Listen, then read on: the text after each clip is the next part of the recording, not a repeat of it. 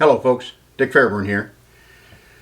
Still talking about step 1 and step 2 of a deadly force confrontation. Step 1, win the fight. Go home alive. Step 2, what's going to come afterwards?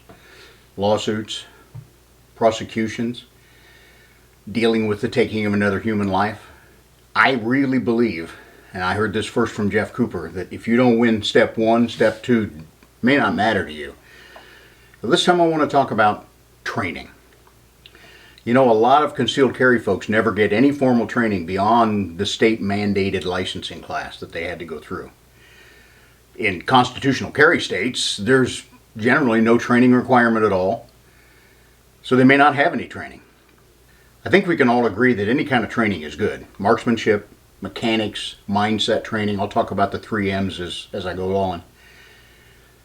Any of these can enhance your ability to win step 1, to get through that phase. But can such training ever be used against you in step 2? Stick around, we'll talk about it.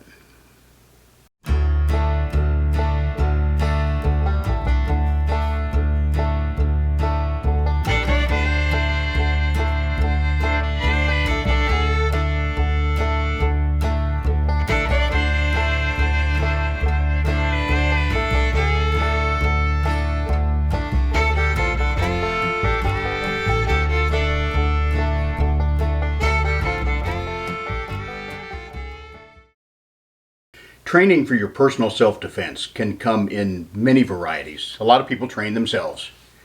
Some depend on maybe previous firearms training they had in the military or in law enforcement. But the training you get in military or in law enforcement can be highly variable. And it's a pretty good chance it may be pretty dated as well, a long time ago. Some people participate in pistol competitions like USPSA or IDPA. Good stuff. Others will attend classes, formal classes, some of them taught at pretty high-end sites like Gunsight or Thunder Ranch.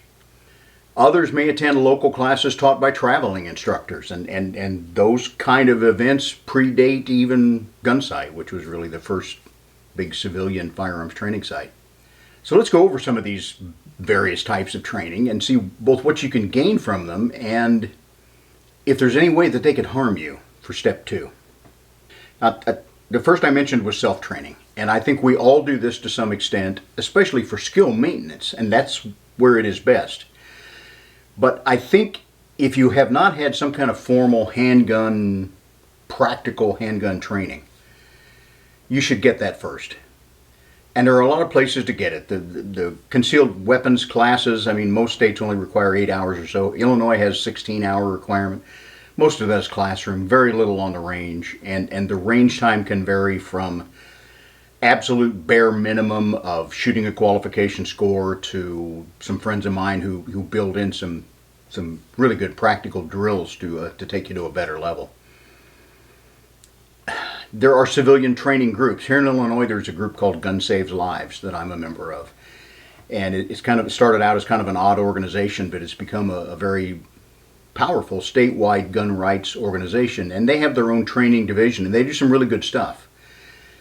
But there are some civilian groups out there that I kind of wonder where their instructors think they got their skills, because to be an instructor in many of these programs, if you go through a 1-day NRA pistol instructor school, 1-day instructor school, you're qualified to teach in a lot of states. That's pretty minimal. So the variable degree of both instructor experience and training that they have should put you on alert a little bit to check out the people who are going to do your training. So, vet these people before you spend your hard-earned money. That there are many, many trainers out there ready to take your money. And according to themselves, they're all experts.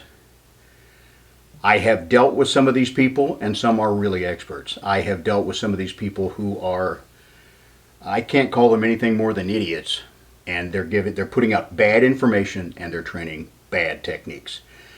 And I don't have a good rule of thumb for you to use in vetting these people other than ask for references, talk to people who have been through their classes, and that's probably going to be your best gauge. Some of the people are really good shooters and even really good instructors, but they may come from a background that's not going to let them relate to what you need as perhaps just a civilian carrying a gun in public for self-defense.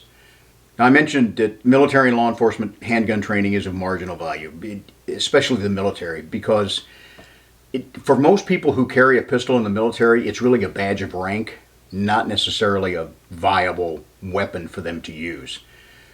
Military police officers do a great deal more training. Special operators beyond just GI Joe, if they're Rangers or Special Forces, Delta, Navy SEALs, Marine Recon, people like that, they're doing a lot of pistol training, and those people can bring a wealth of experience and probably some pretty good training skills to the classes they teach. But as I say, military training in pistols, at least in my experience many years ago, and from what I've seen for general folks who carry pistols, officers, is not really high-end stuff. Law enforcement firearms training, especially in the last 10 to 15 years, it ranges anywhere from good to excellent. And I think as we move along, I would rate that more from very good to excellent. Much better than it used to be when I first started. Now, when we talk about modern law enforcement training, we're starting to get outside of pure marksmanship training. I mentioned before, M1, M2, M3. This is a book I did a number of years ago called Building a Better Gunfighter. It documents a training program we put together for the Illinois State Police. We implemented in 1999 when we changed that agency over from 9mm Smith & Wesson pistols to the .40 caliber Glock pistols. And we changed them from what essentially was a pure marksmanship type of training to gunfight training as close as we could. And so, kind of this three-part circle. M1, marksmanship. That's what everybody does. That's what most training programs have available today.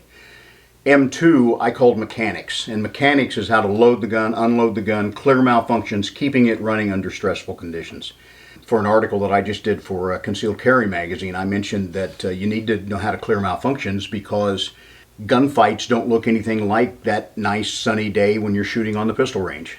NYPD shoots Glock 17 pistols, arguably one of the most reliable pistols ever made. In their SOP 9 reports that they produce every year, they keep tallies of how many shots were fired and things like that. And in almost 20% of their events, the officers will experience some kind of malfunction with their pistol.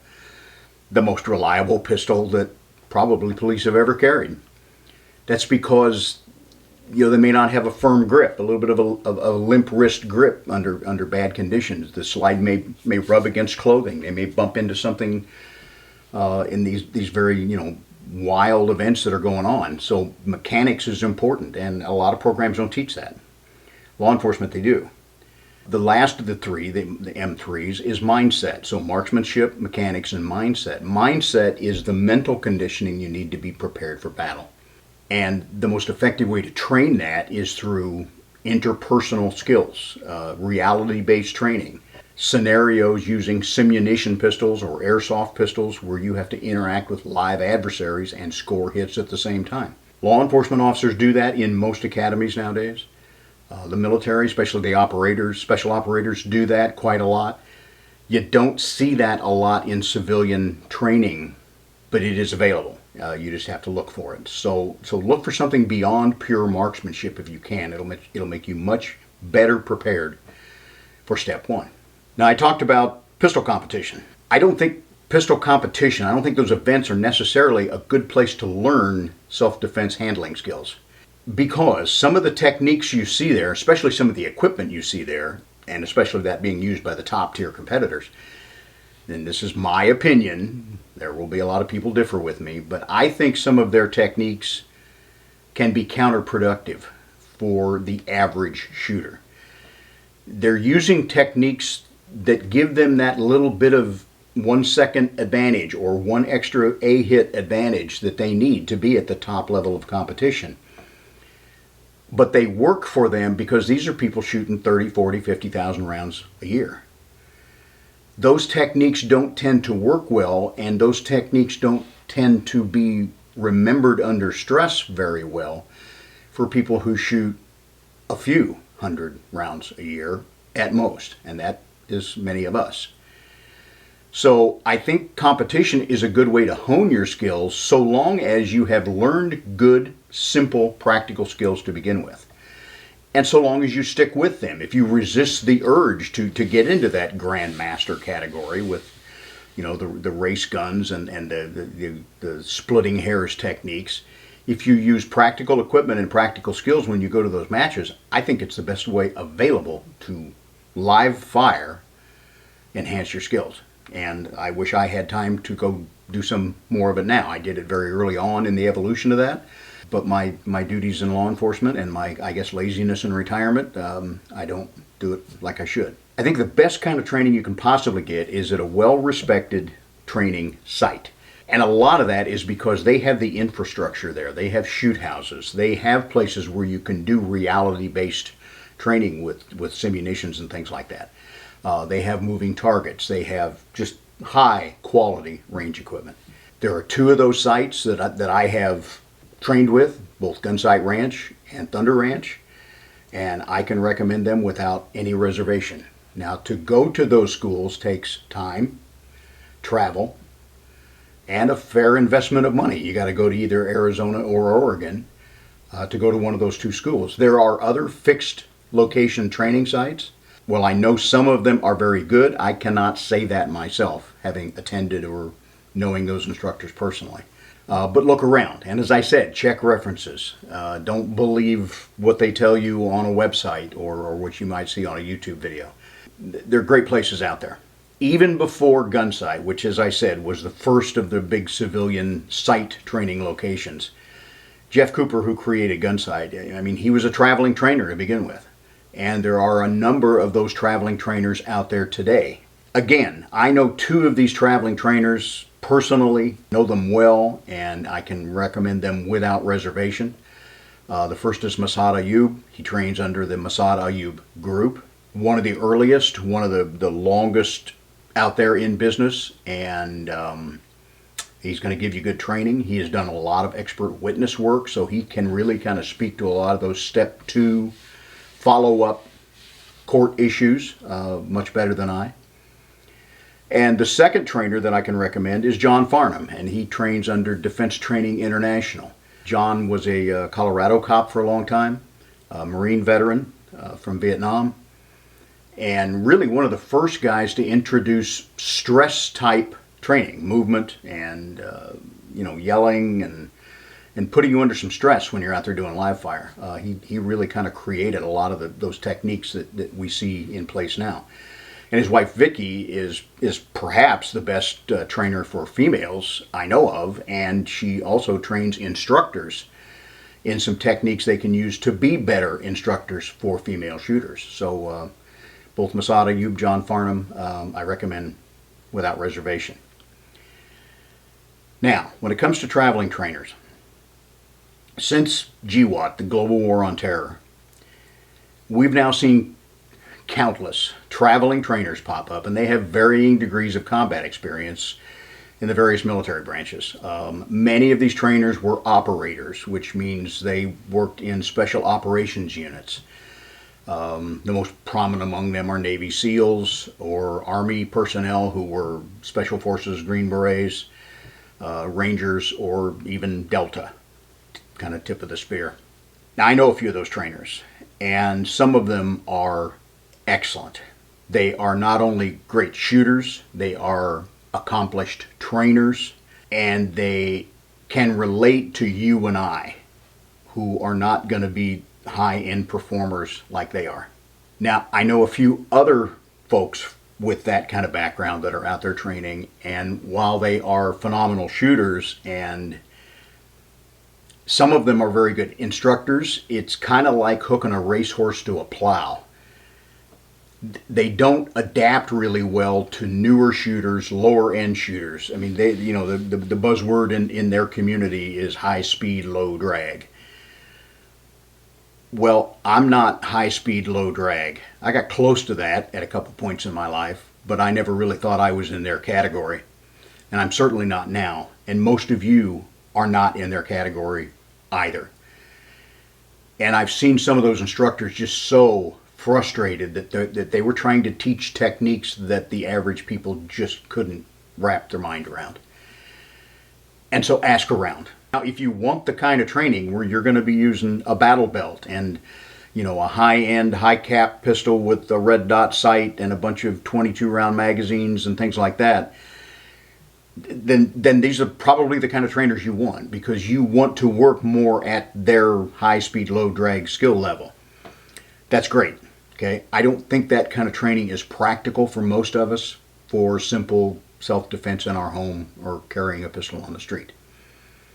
If we get into a shit hits the fan situation, then we're probably going to we're going to want to find those people and get them around us and our community. I'm not saying they're bad people. I'm not saying they're bad trainers. I'm saying what they offer is not necessarily what many of us need. So bear that in mind. Now, having said that, I think if you approach with the right attitude, you can learn something from anyone. And you can learn something valuable from any type of training. So long as you're able to screen within your own mind what's going to work for you, your equipment, your skill level, and your lifestyle. So look to your training from that point of view. Now, over the years, I've had some people ask me, hey, I've been through some good basic training and I practice on my own and maybe I go to some IDPA shoots. I think I'm pretty good, top of my game. Where can I get some advanced training? And this relates back to what I just said. It's kind of like football, basketball, a lot of other things. Is there really advanced firearms training, or is it merely the basics done more and more, done faster and faster? There aren't that many advanced techniques. Cooper said in an article one time, he goes, how many times are we going to pay several $100s for somebody to teach us to focus on the front sight? That's a basic fundamental, and trying to be advanced means I got to do those fundamentals so many thousands of times. They are so ingrained into my system that I can do them. There are people out there, the point shooting crowd, and I'm not going to get into that big argument here. I have some very close friends who are absolutely into the point shooting crowd. They say, oh, it's impossible for someone to actually focus on the front sight, so you got to do target focus, They say you cannot use those fine skills under stress. If that were true, we couldn't have fighter pilots, because fighter pilots do lots of very fine motor skills and multitasking at Mach 2 plus with their hair on fire. So don't tell me it can't be done. Now, you can tell me it takes a lot of work and it takes a lot of skill over a number of years to build up to that level. That I agree with. But it can be done. And the point is, so many times when we interview people after a gunfight, I've interviewed over 200 officers that have been involved in gunfights. And I used to ask them, did you use your sights? And a lot of times they would kind of pause and go, well, I don't really remember using them. What I have learned in the way people learn and the way trainers should be preparing people to learn is, the difference between forebrain and midbrain. Forebrain, cognitive thinking most of our time, but when we go into stress mode like a gunfight, the forebrain doesn't do a lot of what's going on there, the midbrain does. And the thing you need to understand is the midbrain does not necessarily record its activities. So you don't remember what the midbrain did. An example that I've used before, a very good friend of mine, we were training up trainers for rapid deployment, that is police active shooter response. These were simuation exercises, so they were as stressful as we can make them without being in a real gunfight. And my job that day was just shoot pictures for training slide programs. My friend was using a Glock 17T, that's the blue frame Glock that shoots simuation loads. And when those have had a few rounds through them, they start to malfunction. They get dirty. Those loads are pretty dirty.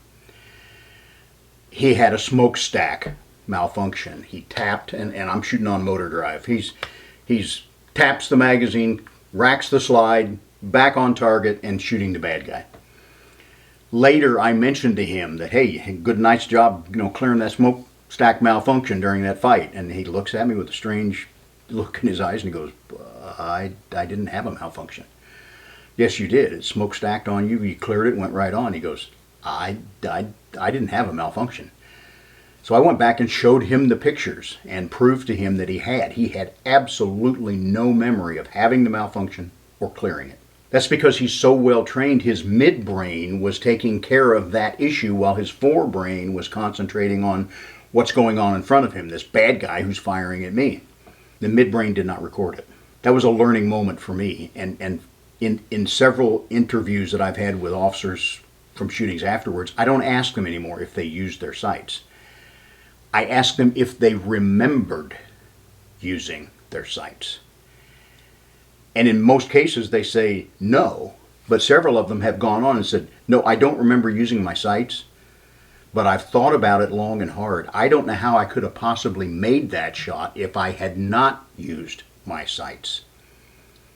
So we need trainers who can program that midbrain, and the way you program your midbrain is by multiple repetition of the basics. When you write a line of computer code and you put that in the computer and hit the go button, it's going to execute that line of code perfectly. First time, every time, millionth time. It's going to, every time. That's not how the human brain is programmed. When we do a skill, we've kind of laid down a neural pathway in our brain, but it's not deeply embedded. The way to make that more practical, the way to make that more reliable is to repeat that neural pathway, repeat that step, that programming, whether it's a physical exercise, a mental exercise. You just keep doing it over and over, as close as possible to the same every time, so you got to do it correctly. Just like lifting weights, you've got to get the technique, you've got to repeat that technique consistently, and you will build muscle. You will build memories in your brain. The more deeply those neural pathways get written into our brain, the more likely they are to get deeply embedded enough for your midbrain to run them. And when you're correctly programmed, your forebrain can be concentrating on details like, where is the guy? He's shooting at me. He's got a gun in my face. While the midbrain is taking care of some of those mechanical aspects. It's difficult to get trained to that level as a civilian without the chance to go through a lot of government paid for training. But you can work on it. And that's the level you need to be to win step one all the time. So, I don't think training can be bad for you. The only way I could envision that it could successfully be used against you in a prosecution or some, wrongful death litigation that comes up afterwards, if you do a lot of training with, 20 plus capacity pistols and red dots and battle belts and multiple magazines and M4s with all kinds of tricky tools on them, if that's the kind of training you do, then someone's going to say, look at the kind of training this guy does. He's wanting to be out there on the cutting edge. He thinks he wants to be a Delta operator. He's looking to kill someone. I'm not sure that would be successful in court, but if you are known to do that kind of stuff a lot, it could be brought up.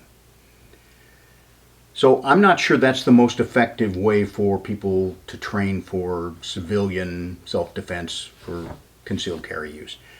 And realistically, I don't think 99% of the people who conceal carry every day are ever going to do that kind of training. In fact, most of the people I know who carry pistols under constitutional carry or concealed carry licenses practice almost none at all. And that's a bad situation. So I think when you approach it from a sensible point of view, using sensible equipment and sensible techniques, in other words, you're not trying to do the advanced stuff, you're just trying to do the basics so many times that it's going to work for you under stress. I think that's an absolute win-win kind of situation. I don't understand how it could be effectively used against you. I'll tell you what will cause you a problem. And that's carrying every day with limited training up front, little to no practice after that, and just depending that it's going to be close and I'll be able to land the hits I need. You're probably right. It will probably be close. But keeping yourself on a higher plane of skill level in terms of marksmanship, and especially being better prepared mentally to be aware, to have that chance of backing away from a situation before you get in too far. Having the ability to defuse a potentially bad situation before you have to pull the trigger and use deadly force. That's the way to win. That's the best kind of situation to get yourself into. And you do that from realistic training as much as you can. But going out there with no training and no practice, that's probably going to cost you in step one, and it's definitely going to come back to haunt you in step two if you miss or you hit the wrong person. Okay? So, do all the training you can. If you do it correctly, you can learn from almost anybody. You can learn from almost any kind of a class. Take some tidbit from it. But screen the instructors and don't waste your money on someone who's going to take you down a path that's not going to do you any good. Folks, I hope these videos are useful to you. I hope you enjoy them. If that's the case, then please give me a thumbs up, a subscription or resubscription as needed. If you're interested in reading my philosophy of the 3 M's, marksmanship, mechanics, and mindset, Building a Better Gunfighter, all the original hard copies are gone, other than a couple spares I kept around. It is available on Amazon as a Kindle ebook. It will be out through Amazon in paperback availability before long, and if the demand grows, I will probably go back and look at my first book, Police Rifles, and maybe do an update and get it available as both a Kindle and a print book as well. Holidays are coming up. Hope you all have happy holidays. Be careful, folks, out there. Just this week we saw Daniel Penny be exonerated of the choking incident in the New York subways, where he wasn't a firearms self-defense situation, but it was a self-defense of both himself and others. And that's stage 2. Stage 1 is living through it. Stage 2 is what are we going to do with the aftermath. And I'm going to do a video talking about Daniel Penny's incident and also about Kyle Rittenhouse, who did go out almost looking for trouble with a gun, and he found what he was looking for. And he came through the prosecution okay as well. So the system can work. I'm not saying it was easy for them. I'm not saying it wasn't very costly for them. But if you do things right, you're probably going to win. And I think what we're going to see change in this country because of this last election may make that even easier. And maybe see that stage 2 problem become minimized even more. And that's what I hope. That's what I hope for Christmas. So, y'all be careful out there. Okay, we got them both here now. You ready? Bud got one. Ginger got one. Uh-huh. Oh, she missed it. She usually gets them, doesn't she, Bud? Mm-hmm. Okay, girl, last one. You ready? You ready? Yeah! That's all there is till next time.